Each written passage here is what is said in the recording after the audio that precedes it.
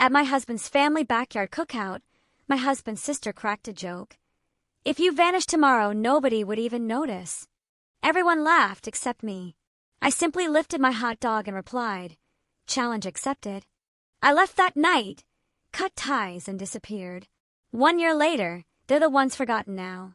If you disappeared tomorrow, no one would even notice. Imagine hearing those words, not from a stranger, but from your husband's own sister at a family barbecue, while your husband and his entire family laugh along. What would you do? I'm Chloe, 34, and those cruel words didn't break me. They ignited something. And by that very night, my bags were packed. What happened when I finally reappeared a year later? The summer air was thick with the smell of expensive charcoal and unspoken expectations at the Caldwell's annual barbecue. The meticulously manicured lawn shimmered under the afternoon sun, a perfect backdrop for a perfect family. But for me, the atmosphere was always a suffocating blend of forced smiles and subtle condescension. I'd spent 7 years trying to belong, only to be reminded, again and again, exactly where I stood, outside their gilded cage. Daniel and I met during our final year at university. I was juggling my graphic design studies with a part-time job at a local coffee shop to pay tuition. He was breezing through his business degree, fully funded by his parents. We connected one late night when he came in to study, and we started chatting about the book I was reading behind the counter. Our romance, a whirlwind. 3 months in, we were inseparable. By graduation, Daniel had a ring on my finger that probably cost more than my entire student loan debt. I was completely swept away by his charm, his intelligence, and what I truly believed was a profound, genuine love. When we married a year later, I didn't just think I was getting a husband. I thought I was getting a whole new family, a fresh start. The Caldwells were everything my small, scrappy family wasn't. Affluent, impeccably connected, and oh so tight-knit in their own unique, almost impenetrable way. Robert, Daniel's father, had built a successful marketing firm from the ground up, a true titan in his field. Brenda, his mother, managed their elaborate social calendar with military precision while serving on 3 different charity boards. Tiffany, Daniel's sister, was following directly in Robert's footsteps, already a junior executive at his company by 27. Nathan, the younger brother, was the family rebel who somehow still landed a cushy job at his uncle's investment firm. My own background couldn't have been more different. Raised by a single mother who worked 2 jobs, I grew up understanding the raw value of a dollar and the dignity of honest hard work. My sister, Sophia, and I shared a bedroom until I left for college. Holidays meant homemade gifts and potluck dinners with neighbors. Simple. Real. When I first visited the Caldwell's sprawling colonial home, it honestly felt like I'd stepped onto a movie set.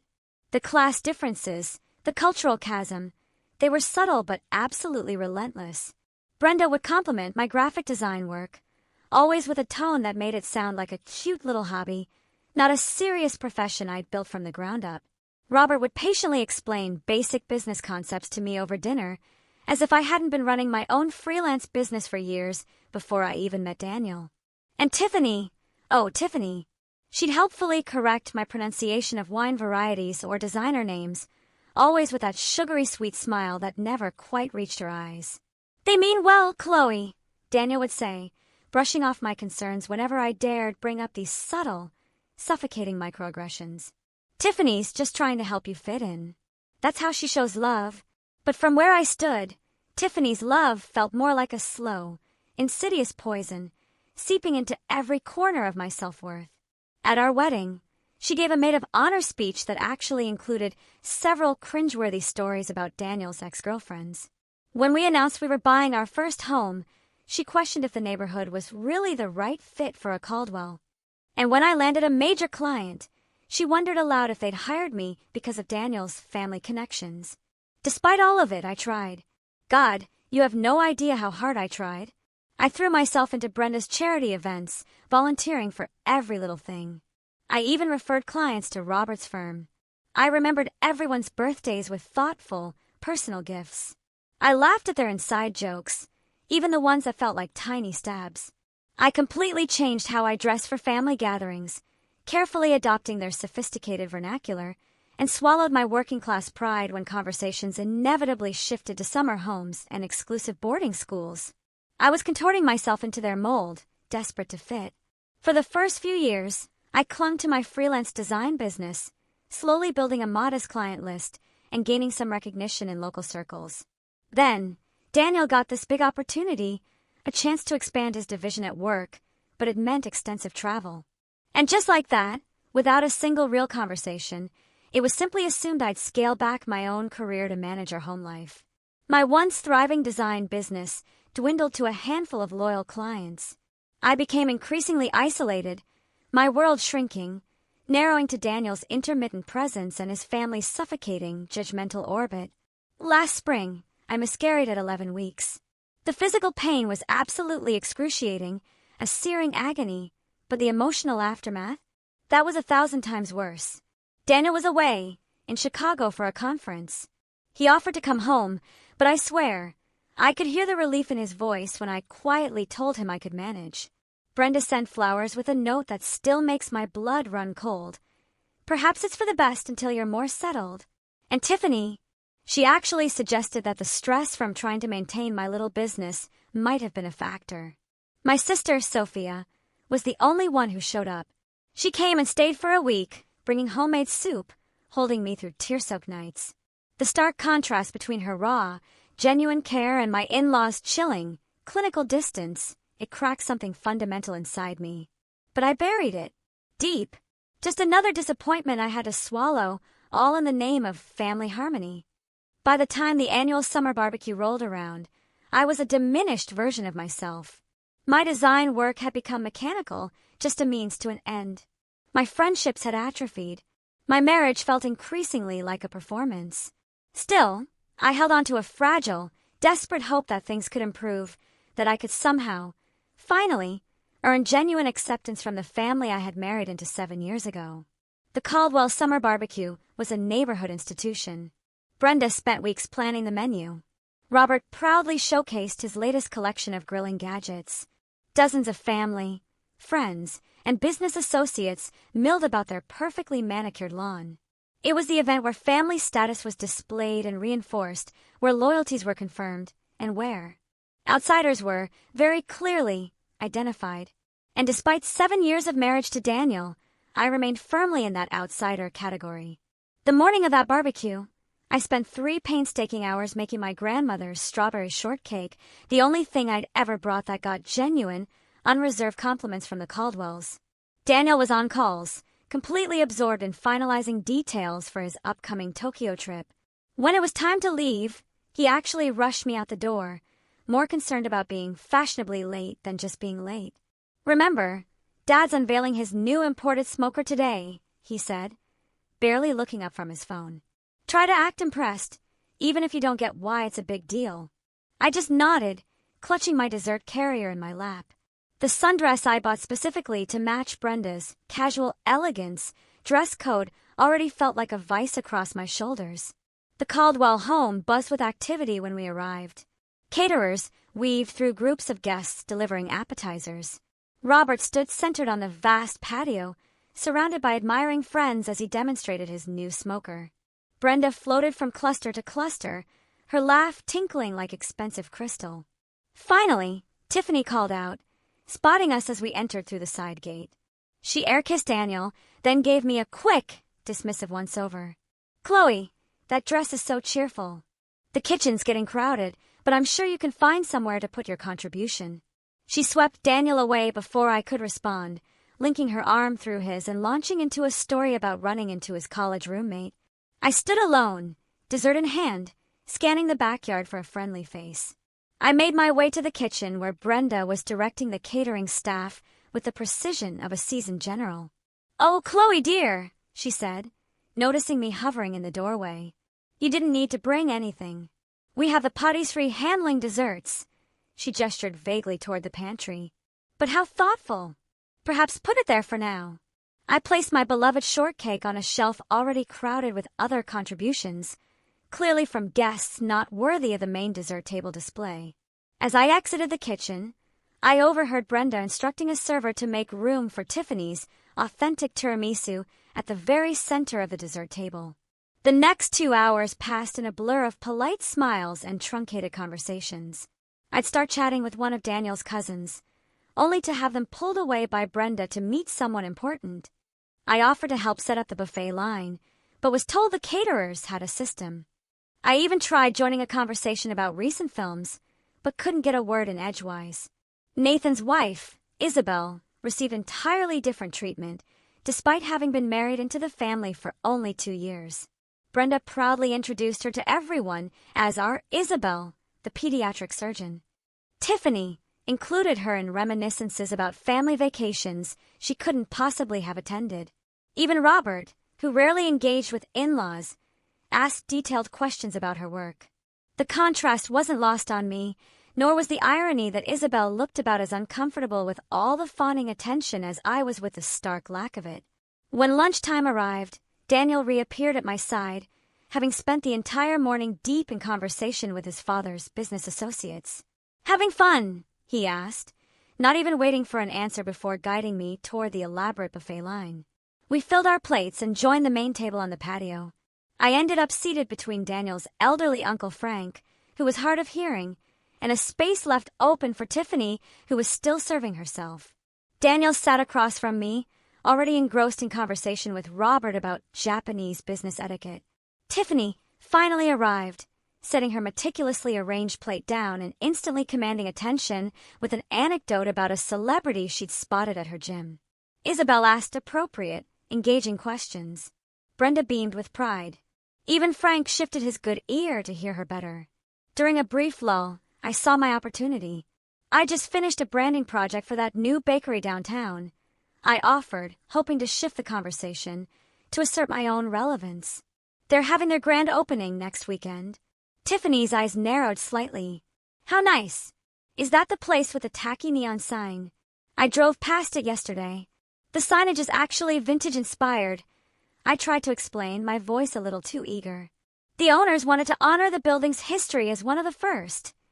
If you disappeared tomorrow, Tiffany cut me off, her voice dripping with mock boredom, a theatrical sigh accompanying her words. No one would even notice. That's how boring this conversation is. The entire table erupted, not in polite chuckles, but in full-blown, gut-busting laughter. Brenda tittered behind her hand, Robert guffawed. And Daniel, my husband, he chuckled, actually reaching for his beer. Even old Uncle Frank, who probably hadn't heard a single word, automatically joined in the mirth. The sound enveloped me, a tidal wave of cold water, shocking my system. I felt simultaneously hypervisible, every eye on me, and utterly, completely invisible. My face burned, but my hands were suddenly ice cold.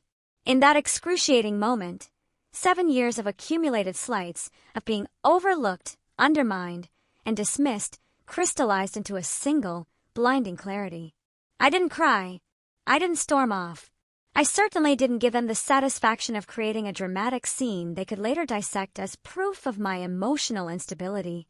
Instead, I slowly raised the hot dog I just picked up in a mock toast. I met Tiffany's smug gaze directly, and in a voice that was eerily calm, I said, "Challenge accepted." A stunned, confused silence fell over the table. Tiffany's smile faltered, just barely. Daniel looked between us, a flicker of uneasy recognition in his eyes, sensing something profound had just shifted, but utterly clueless as to what. Then Brenda, ever the social conductor, chirped, "Who's ready for Robert to carve the brisket?" And just like that, the moment evaporated, swallowed by the noise. For the remainder of the afternoon, I observed, rather than participated. I watched how easily they all moved through their world of assumed privilege and belonging. I noted how Daniel seamlessly blended with his family, occasionally throwing me an absent smile. I catalogued every slight, every exclusion, every moment I was spoken over or around.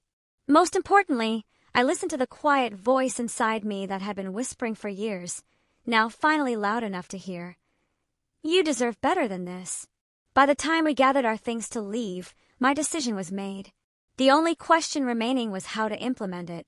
The drive home from the barbecue stretched in a silence that felt heavier than usual. Daniel checked emails on his phone, occasionally reading aloud snippets about his Tokyo trip. I just stared out the window, mental calculations already running beneath my outward calm.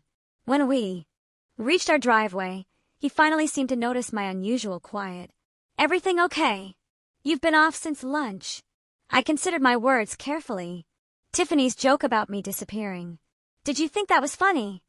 Daniel sighed, unbuckling his seatbelt. "Don't start with this again. Tiffany was just being Tiffany. You know how she gets at family gatherings." "You laughed," I said simply.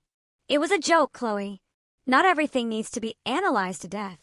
He got out of the car, effectively ending the conversation. That night, as Daniel slept soundly beside me, I stared at the ceiling, replaying not just the day's events, but the entire trajectory of our marriage. I thought about the bright, ambitious designer I'd been when we met. I remembered how confidently I'd handled clients, how passionate I'd been about my work, how deeply I'd connected with friends. Somewhere along the way, I'd started believing the subtle message the Caldwells had been sending, that I was lucky to be among them, that my inclusion was conditional upon my compliance, that my worth was determined by their assessment. I slipped out of bed at 2 a.m.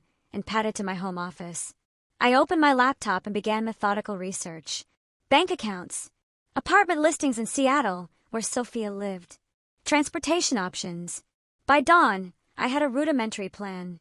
Daniel left for a morning golf game with Robert, kissing me absently on his way out the door. The moment his car pulled away, I began executing my plan with surprising clarity. First, I called Maria, my college roommate, who had remained fiercely loyal despite my increasing isolation. "I need a massive favor," I said when she answered. "Name it," she replied without hesitation. "I'm leaving Daniel today. Can you come help me pack the essentials?" 2 hours later, Maria arrived with coffee, packing supplies, and fierce determination in her eyes. We worked efficiently, identifying what I truly needed versus what could be replaced. Clothes, personal documents, irreplaceable mementos, and my design equipment took priority. "I can store whatever doesn't fit in your car at my place," Maria offered, carefully wrapping a framed photo of my mother and me. While Maria organized the physical items, I handled the financial separation. I transferred exactly half of our joint savings into my personal account, not a penny more. Despite the temptation, I made sure to pay my share of the monthly bills that were due. I made a list of subscriptions and services to transfer or cancel. By mid-afternoon, my car was packed with the distilled essence of my life. Maria hugged me fiercely before getting into her own vehicle. "Call me when you're settled for the night. And Chloe," she added, her eyes glistening, "I'm proud of you." Alone in what had been our home for 5 years, I wrote Daniel a letter. I kept it simple, stating that I needed time away to reevaluate our marriage.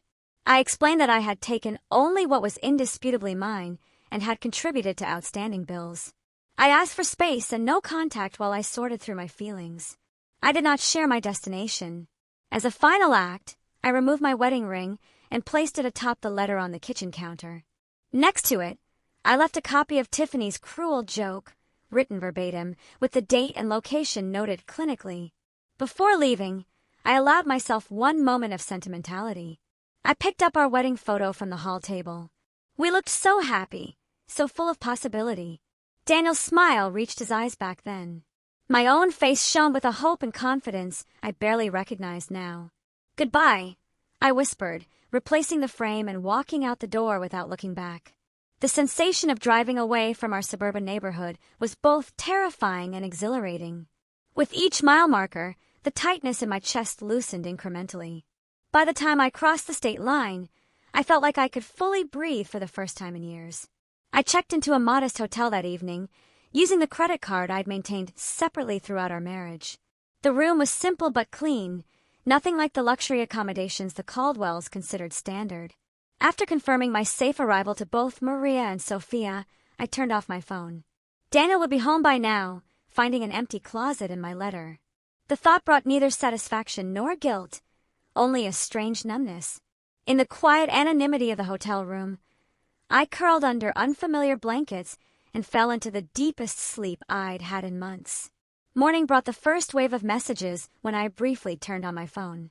Daniel's communications evolved exactly as I'd expected. Confusion, then irritation, then concern, then anger. "Where are you? Call me." This is ridiculous. Come home so we can talk. Your mother is worried. At least let her know you're safe. You're being incredibly selfish right now. I have the Tokyo trip in 3 days. Fine. Take your space. We'll talk when I get back. Not once did he mention Tiffany's joke or his laughter. Not once did he acknowledge any understanding of why I might have left. I sent a brief text to my mother, assuring her of my safety but requesting privacy. Then I turned off my phone again and opened my laptop to search for longer-term accommodations in Seattle. The challenge had been accepted. Now came the hard part. Disappearing not just physically, but untangling myself from the identity I'd constructed as Daniel Caldwell's wife. I was about to find out if Tiffany was right, if my absence would go completely unnoticed, or if I could rebuild a life where my presence mattered on my own terms. Seattle welcomed me with 3 days of continuous rain, as if washing away my old life. Sophia had found me a month-to-month furnished apartment in her neighborhood, a tiny studio with bay windows and creaking floors. After the sprawling suburban house Daniel and I had shared, the compact space should have felt claustrophobic. Instead, it felt like a snug cocoon. The building's nothing fancy, Sophia apologized as she helped me carry in my limited belongings. But the location is great, and the landlord doesn't ask too many questions. It's perfect, I assured her, running my hand along the worn but solid kitchen counter. It's just mine. That first week passed in a blur of practical arrangements. I opened a new bank account at a local credit union. I set up mail forwarding through Maria rather than leaving a direct trail. I purchased a new phone with a Seattle area code. I created updated profiles on freelance design platforms, carefully curating my portfolio to remove work connected to Daniel's network. Daniel's messages continued, transitioning from anger to bargaining. Whatever's going on, we can work through it, he wrote. Just come home. I maintained my silence, not out of cruelty, but self-preservation. Every time I considered responding, I remember the laughter around that picnic table, the years of subtle diminishment, the gradual erosion of my identity. Tiffany posted a passive-aggressive Instagram story 2 weeks after my departure. Family is everything. You can't choose who stays and who goes. The comments filled with heart emojis from various Caldwell connections. Daniel's mother called my mother, expressing theatrical concern while fishing for information. Nathan's wife, Isabel, sent a tentative text. If you ever want to talk, I'm here. I responded to none of them. Instead, I focused on rebuilding. Maria shipped the remainder of my belongings in unmarked boxes. I found a therapist specializing in family dynamics and marital trauma, scheduling weekly sessions that often left me emotionally drained, but incrementally stronger. What Tiffany said at the barbecue, Dr. Hayes commented during our 3rd session. That wasn't the cause of your departure. It was the catalyst, the last straw. I agreed. Tell me about the first straw, she prompted. That question unlocked a flood of memories. Subtle digs disguised as helpful advice, achievements minimized, opinions dismissed, all while Daniel stood by, not malicious, but utterly complicit in his silence. By month 2, I had secured 3 steady design clients through online platforms. The work wasn't particularly creative, mostly formatting ebooks and designing social media templates, but it paid the bills. More importantly, each completed project rebuilt my professional confidence. One rainy Tuesday, I walked into a local coffee shop and noticed a striking wall mural. The barista saw me admiring it. Beautiful, right? The owner commissioned it from a local artist, she explained while preparing my latte. She's looking for someone to redesign our menu boards and promotional materials. An hour later, I was sitting with Margot Marshall, the 50% owner with silver-streaked hair and a straightforward manner I found immediately refreshing.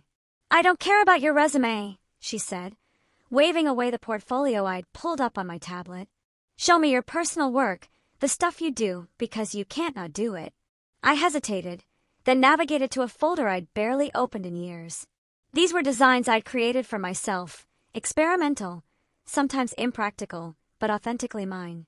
Margot studied them in silence, occasionally zooming in on details.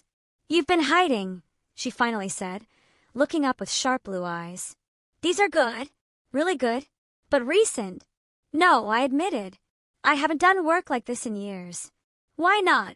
The question was simple, but struck like a physical blow. I found myself telling Margot an abbreviated version of my story, the creative passion I'd once had, the gradual sublimation of my style to suit the Caldwell aesthetic, the slow surrender of my artistic voice. Margot listened without interruption, then nodded once. "You're hired for the menu project, but on one condition." "What's that?" "You do one personal piece, something purely your own, every week. Bring it when we meet. I don't care if it's good or finished. I care that you're finding your voice again." Margot became more than a client. She became a mentor, pushing me to reclaim my creative courage with blunt feedback and unexpected encouragement. Through her, I connected with other local business owners needing design work. My calendar slowly filled with projects that engaged rather than depleted me. Meanwhile, Daniel's attempts at contact became less frequent. The divorce papers I filed through my lawyer were met with a barrage of calls that I didn't answer. Eventually, his attorney connected with mine. The proceedings moved forward with clinical efficiency, Daniel's initial resistance giving way to resignation. 4 months into my new life, I allowed myself to check social media. Daniel's profile showed him at a company event, smiling beside a woman I didn't recognize. Robert had posted about the Tokyo expansion, tagging Daniel with proud father emojis. Tiffany shared multiple photos from a family dinner, captioned, "Missing no one." The confirmation stung less than I expected. Tiffany had been right after all. My disappearance had barely caused a ripple in the Caldwell family pond. Somehow, this validation brought not pain, but liberation. I was no longer defined by their perceptions. 6 months to the day after leaving, I received the finalized divorce papers. Daniel had signed without contesting the straightforward division of assets. We'd negotiated through our lawyers. No alimony either way. A clean split of joint property. Complete separation going forward. His only personal communication was a brief note. "I still don't understand, but I won't fight you anymore."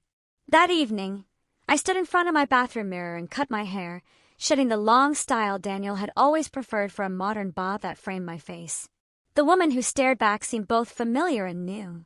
Thinner perhaps, with faint lines around her eyes, but with a clarity of gaze I hadn't seen in years. By month 8, my design business had expanded enough to require a small workspace outside my apartment. I rented a desk in a cooperative creative studio, surrounded by other independent artists and entrepreneurs. For the first time since college, I had colleagues who valued my input and challenged my ideas on equal footing.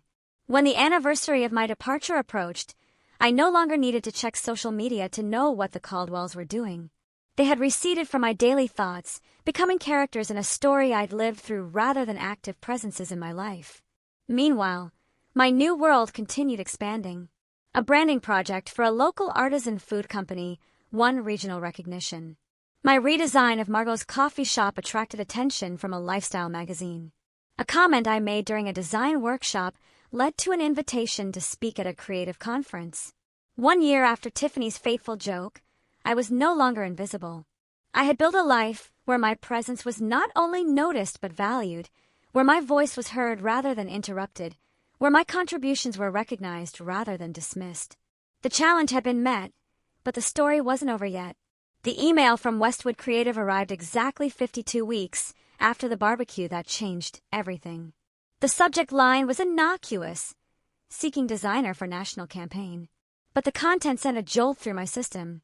"Your work for Rinner Artisan Foods caught our attention. We're developing a campaign for Sheffield consumer brands and believe your aesthetic would be perfect for the project. Initial meeting next week if interested." Sheffield Consumer Brands was a subsidiary of Caldwell Marketing Group, Robert's company. The coincidence seemed too precise to be accidental. I called Margot, who had become my sounding board over the past year. "It could be completely legitimate," she reasoned after I explained the connection. "Your Rinner campaign was featured in 3 industry publications. But the timing is suspicious," I finished. "The question isn't whether they know who you are," Margot said pragmatically. "The question is whether the project is worth taking regardless." I requested more information from Westwood. The project was substantial, redesigning packaging for Sheffield's entire organic line with a potential long-term contract for ongoing brand management. The budget they proposed was double anything I'd handled since establishing my Seattle business. After 3 days of deliberation, I accepted the initial meeting. If this was a Caldwell orchestration, I wanted to face it directly rather than wonder. And if it was legitimate, I didn't want fear of my past to constrain my future. Westwood's creative director, David, made no indication he knew about my history with the Caldwells. During our first meeting, we discussed design concepts, timeline, expectations, and budget particulars with straightforward professionalism. When I asked about client involvement, he mentioned only that Sheffield executives would review major milestones. I accepted the project, establishing clear boundaries about communication channels and approval processes. For 3 weeks, everything proceeded normally. My preliminary designs received positive feedback.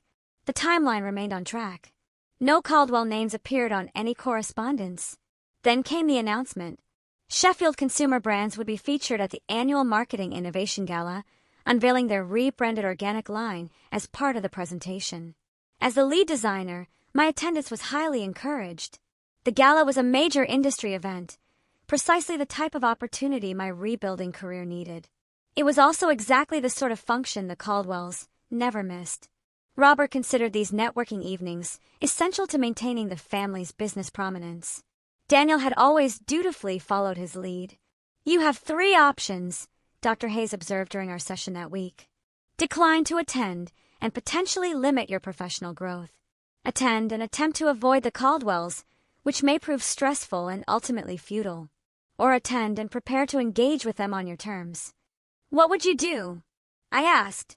Dr. Hayes smiled slightly. "I'm more interested in what Chloe today would do, as opposed to Chloe from a year ago." The question lingered as I left her office. Last year's Chloe would have either declined the event entirely or attended as Daniel's apprehensive shadow, dreading Tiffany's barbed comments and Brenda's conditional approval. But I wasn't that person anymore. The following morning, I emailed David confirming my attendance. Then I made an appointment with a personal stylist recommended by Sophia and set aside a portion of the Sheffield advance payment for an outfit that would serve as both armor and announcement. The evening of the gala arrived with unexpected calmness. I surveyed my reflection in the hotel room mirror. The woman staring back wore a tailored jumpsuit in deep emerald that managed to be both sophisticated and distinctive in a sea of expected black dresses. My bobbed hair was now accented with subtle caramel highlights. The designer's shoes, my one significant splurge, added 3 inches of confidence to my height. Most transformative, however, was the expression in my eyes. No anxiety, no apology, just steady readiness for whatever the night might bring. The venue was a restored historic theater downtown, its grand lobby transformed with strategic lighting and minimalist floral arrangements. I checked in at the registration desk, accepting my name badge and the signature cocktail offered by circulating waitstaff. I had barely taken 2 sips when David appeared at my elbow, already introducing me to a cluster of industry executives. Their business cards disappeared into my clutch as we discussed emerging design trends and market demographics. I found myself speaking with easy authority, my opinions met with thoughtful nods rather than polite dismissal. 40 minutes into the event, I was deep in conversation with a magazine editor when I felt a shift in the room's energy. I didn't need to turn to know that the Caldwells had arrived. Robert's booming laugh confirmed it moments later. I maintained my position, finishing my point about consumer psychology before excusing myself to visit the bar. As I waited for a sparkling water, I carefully scanned the room. Robert and Brenda stood near the entrance, holding court among admirers. Tiffany wasn't immediately visible. And then I saw Daniel, standing slightly apart from his parents, looking thinner than I remembered and somehow diminished despite his perfect tailoring. Our eyes met across the crowded space, his widened in unmistakable shock, lips parting slightly as if to speak despite the distance between us. I held his gaze steadily, neither smiling nor frowning, then deliberately turned my attention to the bartender, thanking him for my drink. The first encounter came minutes later. Robert approached while I was examining the event program. "Chloe," he said, his tone conveying neither warmth nor hostility. "Quite a surprise." "Robert." I nodded, meeting his gaze directly. "I'm the lead designer for Sheffield's organic rebrand." He blinked, momentarily disconcerted by my calm demeanor. I hadn't made the connection. Their creative is being handled externally through Westwood. "Yes, I'm working with David's team." The preliminary market testing has been quite positive. I spoke as I would to any client executive, professional and assured. I see. He seemed to reassess me, noting the changes a year had brought. Your work has evolved since you left. Not evolved, I corrected with a small smile. Returned to its authentic direction. Robert shifted uncomfortably. Brenda is here somewhere. I'm sure she want to say hello. Of course, I replied, neither encouraging nor discouraging the prospect. As Robert moved away, presumably to report his discovery to the family, I rejoined the Westwood team, seamlessly integrating into their conversation about upcoming presentation logistics. From the corner of my eye, I could see the ripple effect as Robert spoke to Brenda, whose perfectly maintained composure slipped momentarily as she sought me in the crowd. The Sheffield presentation was scheduled for the middle of the evening. As the time approached, David guided me toward the staging area. We were nearly there when Tiffany stepped directly into our path, her expression a complex mixture of surprise and calculation. Chloe, she said, her voice tight, no one mentioned you were involved with this project. Her tone suggested this oversight was somehow my fault. Tiffany, I acknowledged. I'm working with Westwood Creative. David, this is Tiffany Caldwell, Robert's daughter. David extended his hand. Miss Caldwell, pleasure to meet you. Chloe has been exceptional to work with. You know her work. Tiffany's smile tightened. We're family, actually. Or were. How nice. David replied noncommittally. Excuse us. We need to prepare for the presentation. As we walked away, David glanced at me questioningly, but respected my privacy enough not to pry. I appreciated his professionalism more than he could know. The presentation itself passed in a focused blur. I spoke about design philosophy and consumer connection, demonstrated key elements of the rebranding strategy, and answered questions with composed expertise. The audience response was overwhelmingly positive, with several spontaneous rounds of applause. From my position on stage, I could see the entire Caldwell family seated together near the front. Brenda maintained a neutral expression throughout. Robert nodded occasionally at particularly impressive metrics. Tiffany whispered something to the woman beside her, her face unreadable. Daniel watched me with undisguised intensity, his eyes never leaving my face. After the formal presentation concluded, I was immediately surrounded by attendees with questions and compliments. Business cards were exchanged, potential opportunities mentioned, connections established. This professional validation, earned entirely through my own merit, felt like the sweetest possible vindication. Eventually, the crowd thinned as people moved toward the dinner portion of the evening. I was gathering my presentation materials when Daniel finally approached alone. You look well, he offered, hands tucked awkwardly in his pockets. Thank you, I replied simply. I didn't know you were in Seattle. That was intentional, he nodded, accepting this truth. Your presentation was impressive. You always were talented. I always am talented, I corrected gently. Present tense. Daniel looked down, then back up with unexpected directness. I've thought a lot about what happened. About Tiffany's joke, and everything before that. I didn't understand at first, but this past year has been. He paused, searching for words, clarifying. I'm glad to hear that, I said, meaning it. I miss you, he admitted quietly. The words hung between us, once so desperately desired, but now arriving too late.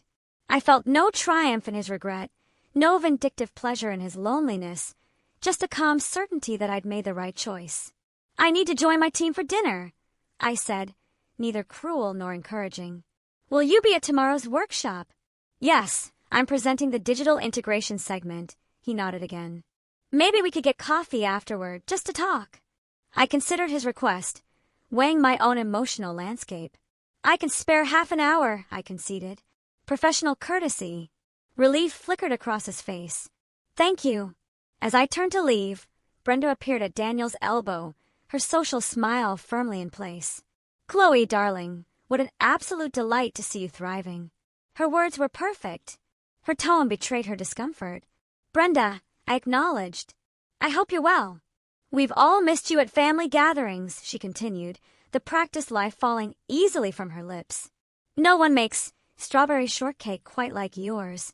The old Chloe would have accepted this olive branch, however disingenuous. The new Chloe held her ground. "That's interesting," I replied pleasantly.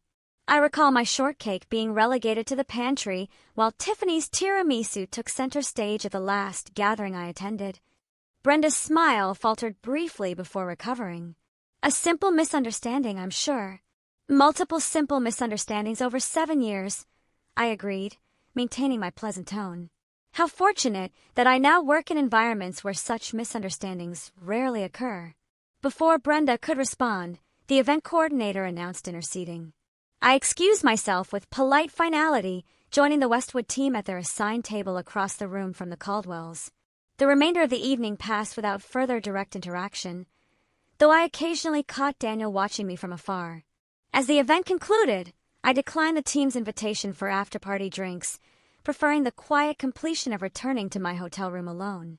In the tranquil privacy of my room, I kicked off my designer shoes and stood at the window overlooking the glittering city. The confrontation I'd half dreaded for months had come and gone, leaving me not depleted but strengthened. I had faced the Caldwells, not as an apologetic outsider, but as a successful professional in my own right. Tiffany's challenge, "If you disappeared tomorrow, no one would even notice," had precipitated not just my physical departure, but a complete reinvention. The final irony was that by disappearing from their world, I had become more visible in my own. The morning after the gala dawned with unexpected sunshine streaming through my hotel room curtains. I prepared for the day's workshop with methodical focus, selecting a professional but comfortable outfit and reviewing my presentation notes over room service coffee. The Sheffield marketing workshop was being held in the hotel's conference center, a more intimate setting than the previous night's gala. As I arranged my materials at the presenter table, I spotted Robert engaged in intense conversation with David near the refreshment station. Their discussion appeared businesslike, but not tense. Occasionally, Robert would nod or gesture toward the product displays. Attendees gradually filtered in, networking over pastries and coffee before finding seats. I was reviewing my slide deck one final time when Tiffany entered, scanning the room with calculated casualness until her gaze landed on me. After a moment's hesitation, she approached, coffee cup clutched, perhaps too tightly. "Good morning," she offered, her tone carefully neutral. "David speaks very highly of your work." "David is an excellent creative director," I replied. "The entire Westwood team has been exceptional." Tiffany shifted her weight slightly. "I didn't realize you'd established yourself in Seattle. Your presentation last night was impressive." Coming from Tiffany, this reluctant acknowledgement was practically effusive praise. I thanked her with simple courtesy, neither overreacting to the compliment nor dismissing it. "Father is considering bringing the entire Sheffield account in-house after this campaign," she continued, watching me closely. "He's been impressed with the direction." I understood the subtext immediately. If Sheffield became a direct Caldwell marketing client, my work would either disappear or be attributed to their in-house team. The old insecurity flickered briefly before I extinguished it. "That would be Robert's prerogative as Sheffield's parent company," I said evenly. "However, Westwood has contractual provisions regarding creative attribution that are quite specific. David is particularly careful about protecting his designer's work." Tiffany's expression tightened almost imperceptibly. Before she could respond, the workshop facilitator called for everyone to take their seats. Our conversation ended with mutual professional nods, a far cry from our last interaction over hot dogs and cruel jokes. The morning sessions proceeded efficiently, with presentations on market analysis and consumer demographics. My segment on digital integration strategies was scheduled just before the lunch break. As I took the podium, I noticed Daniel slipping into the back of the room, clearly having timed his arrival for my presentation. I delivered my content with confident expertise, demonstrating how the packaging designs incorporated augmented reality features and seamlessly connected to the broader digital ecosystem. The question period afterward was lively, with engaged participants and thoughtful discussion. When Robert himself asked about implementation timelines, I answered with specific benchmarks already agreed upon with the Sheffield team. As attendees broke for lunch, Daniel made his way toward me, but was intercepted by a Sheffield executive with urgent questions. I used the opportunity to step outside for fresh air needing. a moment away from the Caldwell gravitational pull. The hotel's courtyard garden provided a quiet respite. I had just settled on a bench when Brenda appeared on the pathway, her expression suggesting our meeting wasn't accidental. "You've always had excellent timing for escapes," she observed, smoothing her skirt as she sat beside me uninvited. "I prefer to call it recognizing when I need space," I replied. Brenda studied me with new attention. "You've changed." "I've reverted," I corrected, "to the person I was before I started trying to fit into spaces that weren't designed for me." She sighed lightly. "Families are complicated, Chloe, especially established ones like ours. There are expectations, traditions, ways things have always been done." "I'm aware," I said. "I spent 7 years observing those traditions. 7 years trying to meet those expectations. Perhaps we weren't always as welcoming as we could have been," Brenda conceded. The closest thing to an apology I'd ever heard from her. But disappearing without a word was rather dramatic, don't you think? I turned to face her directly. "I left a detailed letter for Daniel. I ensured all financial obligations were properly handled. I made a clear, adult decision to remove myself from a situation that had become harmful to my well-being. There was nothing dramatic about it." "Daniel was devastated," she countered. "Daniel was inconvenienced," I corrected gently. "There's a difference." Brenda's perfectly maintained facade cracked slightly. "You have no idea what this past year has been like for him. For all of us." "You're right," I acknowledged. "Just as you have no idea what the previous 7 years were like for me." We sat in tense silence for a moment before I continued. "But I'm not interested in exchanging pain metrics, Brenda. That's not why I'm here. I'm here because I'm good at what I do, and my work has value to Sheffield's campaign." Something shifted in Brenda's expression. Not quite respect, but perhaps a new awareness. "You always were stubborn." "Determined," I countered with a small smile. Another distinction worth noting. As we headed back toward the conference center, Brenda asked an unexpected question. "Will you be at the closing dinner tonight?" "Yes, Westwood has a table." She nodded thoughtfully. "The salmon is usually excellent." It was such a normal, mundane observation, the kind mothers-in-law typically share with daughters-in-law, that it momentarily disoriented me. I murmured agreement as we rejoined the workshop, separating to our respective tables. The afternoon sessions focused on implementation strategies. I participated actively, but maintained professional distance, neither seeking nor avoiding the Caldwells. As the workshop concluded, Daniel finally managed to approach me directly. "Still up for coffee?" he asked, a hint of uncertainty in his voice. "Yes," I agreed. "There's a shop in the lobby." We walked together in silence, the familiarity of his presence beside me both strange and nostalgic. Once seated with our drinks, his usual Americano and my latte, ordered without need for discussion, the awkwardness intensified.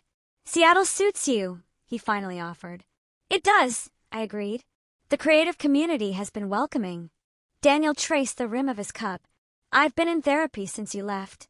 Dad thought it was unnecessary, but," he shrugged, "it's been helpful." This surprised me. Daniel had always dismissed therapy as paying someone to tell you what you want to hear. "I'm glad," I said sincerely. "My therapist helped me understand some things about our marriage. About my family." He met my eyes directly. "About how I failed to see what was happening to you because it was easier not to." The acknowledgement was unexpected and disarming. For a moment, I glimpsed the man I had fallen in love with.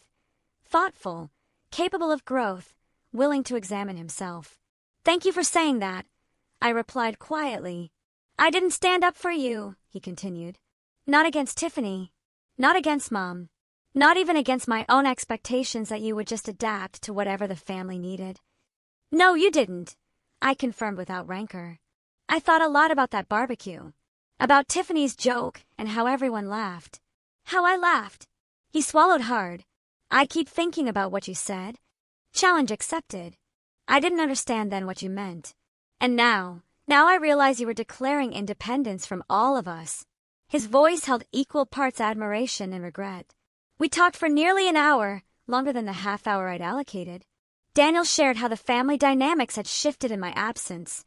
Tiffany's increased criticism extending to his new girlfriend, Brenda's tightening control over family gatherings, Robert's disappointment when Daniel declined a promotion that would have required relocating. "I'm seeing everything differently," he explained, like someone adjusted the contrast on a photo I've been staring at my whole life. When our coffee cups emptied, we both recognized the natural conclusion of our conversation. As we stood to leave, Daniel asked the question I'd been expecting. "Is there any chance for us? Not right away, but eventually." I considered his face, once the center of my world. I felt affection, compassion, even a whisper of the old attraction. But the tether had been severed, not just by Tiffany's joke or my departure, but by the year of growth that followed. "I think we both needed to become different people," I said gently.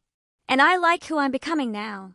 He nodded, accepting this truth with surprising grace. "You were always stronger than I gave you credit for." "We both were," I corrected. "You just needed different circumstances to discover it."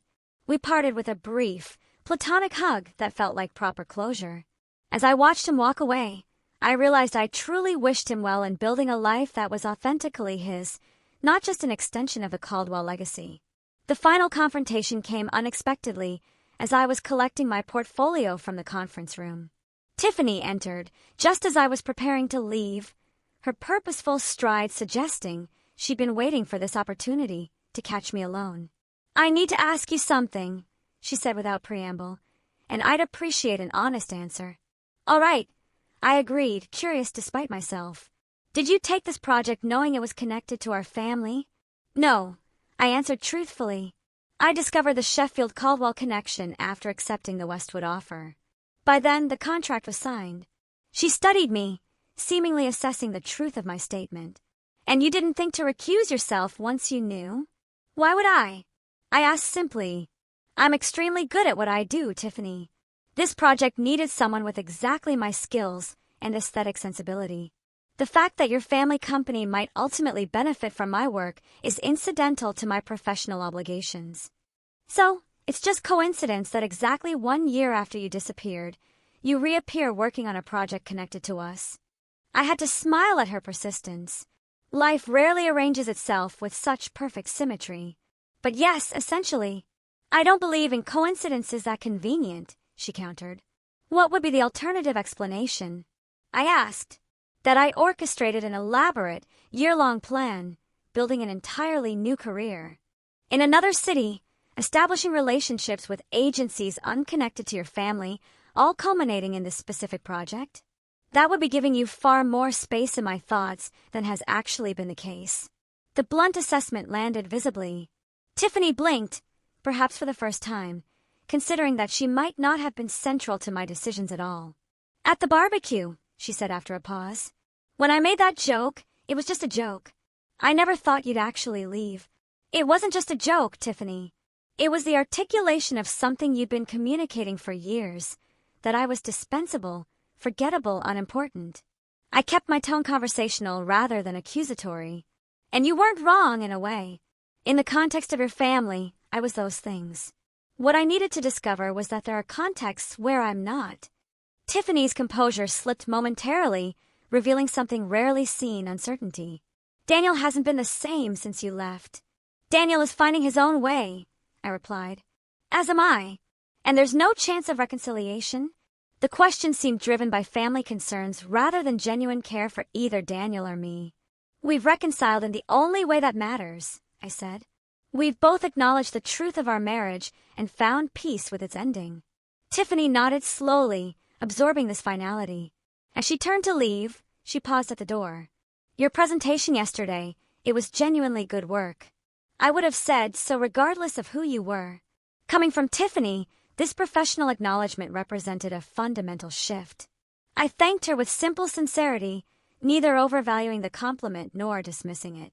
As I left the hotel to prepare for the evening's closing dinner, I felt a strange lightness. I had faced each Caldwell individually, navigating these encounters not as the insecure outsider of last year, but as a confident professional with clear boundaries. The family that had once loomed so large in my life now seemed properly proportioned, just people with their own limitations and complexities. The final dinner that evening unfolded with surprising ease. The Caldwells and the Westwood team were seated at separate tables, creating natural distance without obvious avoidance. When industry colleagues introduced me to Robert as the designer behind Sheffield's brilliant rebrand, he acknowledged my work with professional courtesy. When Brenda complimented my dress during a chance encounter at the dessert station, I accepted graciously. Most tellingly, when Tiffany's presentation on upcoming marketing trends included a slide featuring one of my designs, with proper attribution, I recognized it for what it was, a public, professional acknowledgement that would have been unthinkable a year ago. As the evening concluded, I exchanged contact information with several potential clients, confirmed next steps with David, and said appropriate goodbyes to industry colleagues.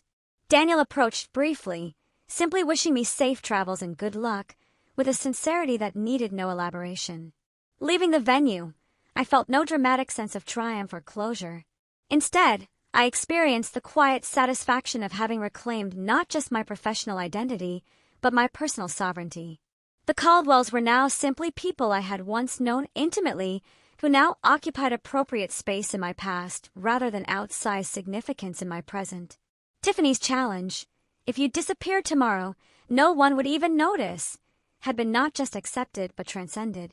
I had disappeared from their world only to reappear transformed in my own. 1 month after the marketing conference, I sat across from Margot at our regular corner table in her coffee shop. Seattle rain tapped gently against the windows, creating a cozy backdrop for our conversation. "So, the Sheffield campaign officially launches next week," Margot noted, refilling my cup from the ceramic pot between us. "That must feel satisfying after everything." "It does," I agreed.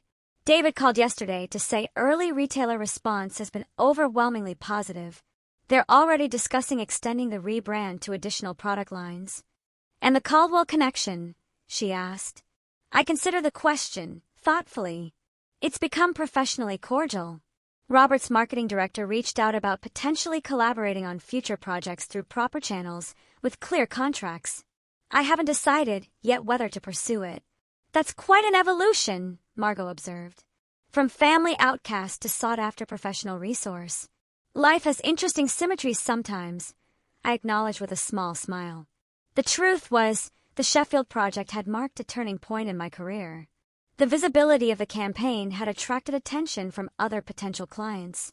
My portfolio now included work that reflected my authentic design voice, rather than watered-down compromises.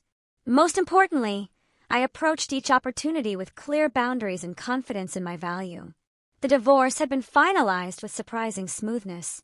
Daniel had been fair in the financial settlement, even generous in certain aspects. We maintained no direct contact, but our respective lawyers reported professional cooperation throughout the process. My only personal request, keeping my original engagement ring that had belonged to my grandmother, rather than the Caldwell family diamond Daniel had later insisted I upgrade to, was granted without argument. My regular therapy sessions with Dr. Hayes continued, though we had reduced the frequency from weekly to bi-weekly. Our conversations had evolved from processing acute emotional trauma to exploring healthier patterns for future relationships and continued self-discovery. "The interesting thing about healing," Dr. Hayes had noted in our last session, "is that it's rarely a return to your previous state. It's a transformation into something new that incorporates the experience without being defined by it." This observation resonated deeply as I navigated my reconstructed life. I wasn't trying to recapture who I'd been before meeting Daniel. I was integrating that younger self's passion and confidence with the wisdom and boundaries hard-earned through difficulty. Maria visited Seattle for a long weekend, marveling at the changes in both my external circumstances and internal landscape. "You laugh differently now," she observed during a hike through Discovery Park. "More from your belly, less from your throat." "That's oddly specific," I teased. "But accurate," she insisted. "You used to laugh like someone who needed permission. Now you laugh like someone who's giving herself permission." These subtle transformations accumulated gradually. I found myself speaking up in creative meetings without rehearsing my thoughts. I began dating casually, nothing serious yet, but enjoying the simple pleasure of connecting with interesting people without need for immediate definition. I joined a community garden and discovered unexpected joy in growing tangible living things. An unexpected development came in the form of a friendship with Isabel, Nathan's wife. She reached out via professional email ostensibly. to inquire about design services for a pediatric clinic she volunteered with. Our initial coffee meeting evolved into a genuine connection based on shared experiences as Caldwell outsiders and mutual professional respect. Tiffany is actually taking parenting classes, Isabel revealed during one of our lunch meetings. She's pregnant and determined not to repeat family patterns. The news surprised me. Not just the pregnancy, but Tiffany's self-awareness. That's encouraging, I mused. People can change when properly motivated, Isabel observed. The family dynamic shifted after you left, made some things visible that had been conveniently ignored. Whether my departure had been catalyst or merely coincidence, I took no particular credit for these evolutions. The Caldwells' journey was their own, just as mine was mine. 6 weeks after the marketing conference, I was selecting produce at a farmer's market when I heard a familiar voice. Tiffany stood at the next stall, examining artisan cheese. Her pregnancy was visible now, creating a softer silhouette against her typically tailored appearance. Our eyes met with mutual recognition. After a moment's hesitation, she approached. "Chloe, I didn't know you shopped here." "Every Saturday," I confirmed.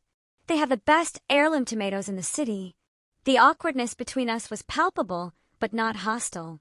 We exchanged brief pleasantries about the market, the weather, the upcoming product launch. Then Tiffany surprised me with unexpected directness. "I've been thinking about what you said at the conference, about contexts where you're dispensable versus valued." She adjusted her bag uncomfortably. "I'm discovering something similar in preparing for motherhood. Everyone has advice about who I should become, how I should change. It's illuminating. Contexts shape us," I acknowledged. "But they don't have to define us." Tiffany nodded thoughtfully. "The parenting class Isabel probably told you about? It's helping me recognize some patterns. Things I never questioned because they were just normal in our family." I heard the unspoken comparison to my own journey of recognition and separation.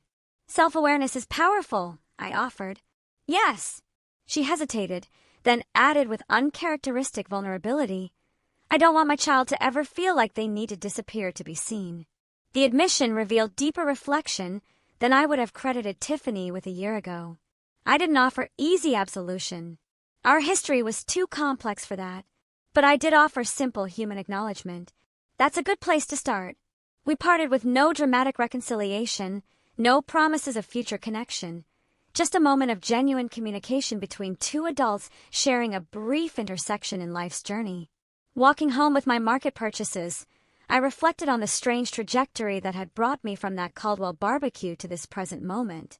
The challenge Tiffany had unknowingly set, "If you disappeared tomorrow, no one would even notice," had indeed been the catalyst for profound transformation. I had disappeared from a life where I was diminished, only to reappear in one where I was valued. I had lost a family that required my conformity, only to build a community that celebrated my authenticity. I had abandoned security that came with compromise, embracing instead the uncertain adventure of self-determination.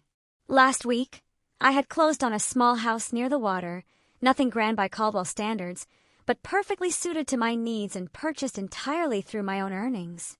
As I arranged my furniture and hung artwork selected solely for my own pleasure, I experienced a profound sense of having created not just a home, but a life genuinely my own. The greatest irony of Tiffany's cruel joke? By disappearing from their world, I became more visible than ever in my own. To colleagues who celebrated my creativity, to friends who cherished my authentic self, and most importantly, to myself. That challenge, it wasn't just accepted, it was transformed into the most unexpected, powerful gift. That evening, as the Seattle skyline glittered against the darkening water, I opened my journal and wrote the reflection that had been forming for months. Sometimes we must disappear from others' narratives to discover our own. The most powerful response to being unseen is not demanding vision from blind eyes, but finding the context where our true selves are not just visible, but celebrated. The opposite of disappearing isn't being noticed.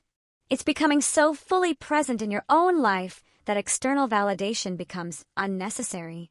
The woman who had raised a hot dog and defiant toast 1 year ago could never have imagined the journey ahead. The woman writing these words could never return to who she had been. And in that transformation lay not tragedy, but triumph. The quiet, sustainable victory of reclaiming one's own life. So, tell me, have you ever had a moment when someone's hurtful words inadvertently pushed you to make the bravest, most life-changing decision of your life? I'd love to hear your story. Let me know in the comments below. And don't forget to like and subscribe if you want to hear more stories about finding your own voice.